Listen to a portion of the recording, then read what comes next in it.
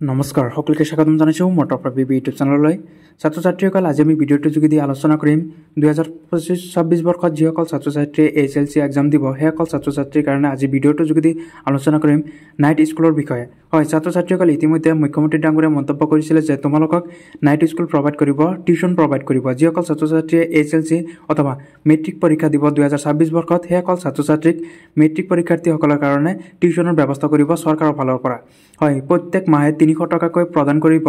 যেসকল ছাত্ৰ ছাত্ৰীয়ে মেট্ৰিক দিব সেইসকল ছাত্ৰ ছাত্ৰীৰ টিউচনৰ কাৰণে হয় ছাত্ৰ ছাত্ৰীসকল হেতু তোমালোকে কেতিয়া পাবা হেতু 300 টকাকৈ তোমালোকে কেতিয়া পাবা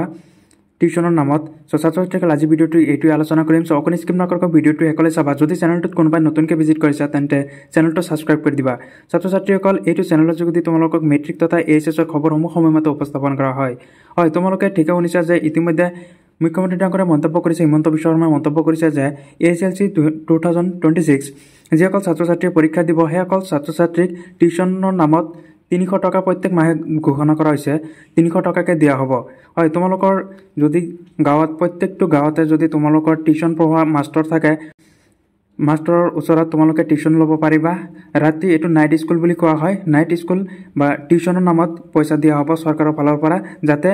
আগন্তুক দিনত ৰিজাল্ট এটা ভাল ফলাফল আশা কৰিব পাৰে হয় শিক্ষামন্ত্ৰী মন্তব্য কৰিছে যে মিনিমাম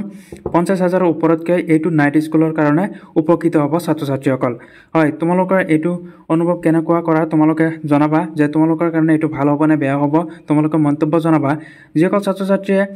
HLC এক্সাম দিব তোমালোকৰ সেইসকল ছাত্ৰ ছাত্ৰীৰ কাৰণে এইটো ভিডিঅ'ৰ খুব ইম্পৰ্টেণ্ট তোমালোকে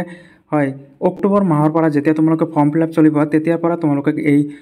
উপহাৰটো প্ৰদান কৰা হ'ব 300 টকাকৈ প্ৰত্যেক মাহে তোমালোকক দিব টিউচনৰ নামত তোমালোকে ভালকৈ টিউচন কৰি ভাল ৰিজাল্ট এটা পাবৰ কাৰণে শিক্ষামন্ত্ৰী বা মুখ্যমন্ত্ৰী অসম চৰকাৰৰ ফালৰ পৰা এইটো ঘোষণা কৰিছে সো তোমালোকৰ